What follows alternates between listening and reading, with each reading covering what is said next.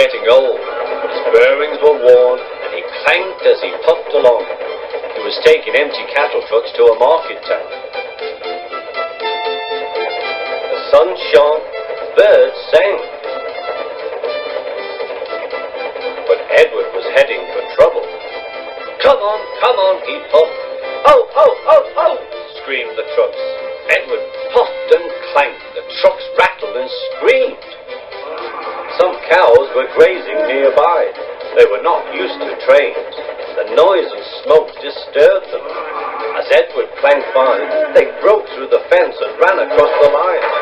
A coupling was broken, and some trucks were left behind. Edward felt a jerk, but didn't take much notice. He was used to trucks. Bother those trucks, he thought. Why can't they come quietly? He was at the next station before either he or his driver realized what had happened. When Gordon and Henry heard about the accident, they laughed and boasted. Fancy allowing cows to break his train. They wouldn't dare do that to us. We'd show them.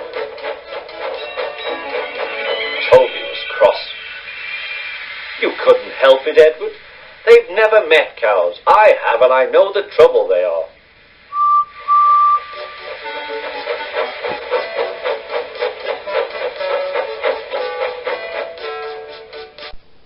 Be careful, Henry. You're not pulling the flying kipper now.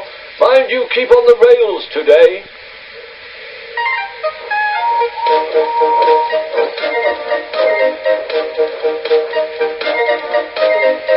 Henry went off in a huff, and Gordon yawned and went to sleep. But not for long. Wake up, Gordon, said his driver. A special train's coming, and where to pull it?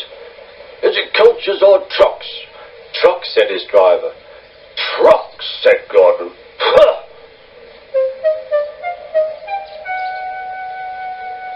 Gordon's fire was slow to start, so Edward had to push Gordon to the turntable to get him facing the right way. I won't go, grumbled Gordon. Don't be silly, puffed Edward. At last Gordon was on the turntable. The movement had shaken his fire. It was now burning nicely and making steam. Gordon was cross and didn't care what he did. He waited till the table was halfway round. I'll show them, he hissed. He moved slowly forward to jam the table, but he couldn't stop himself and slithered into a ditch. Ooh, she hissed. Get me out! Get me out! Not a hope, said his driver and fireman. You're stuck, you silly great engine. Don't you understand that? They telephoned the Fat Controller. So Gordon didn't want to take the special train and ran into a ditch. What's that you say? The special's waiting. Tell Edward to take it, please. And Gordon? Oh, leave him where he is. We haven't time to bother with him now. On the other side of the ditch, some little boys were chattering. Crew, doesn't he look silly? They'll never get him out. They began to sing. Silly old Gordon fell in a ditch, fell in a ditch, fell in a ditch. Silly old Gordon fell in a ditch, all on a Monday morning. Gordon lay in the ditch all day. Oh dear, he thought, I shall never get out.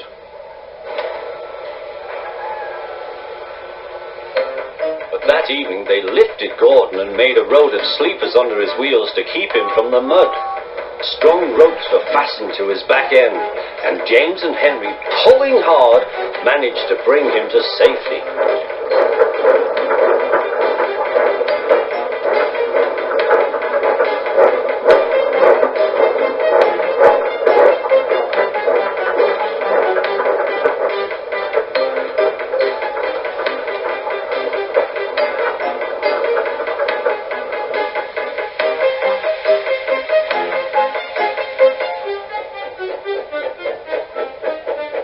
Late that night, Gordon crawled home, a sadder and wiser engine.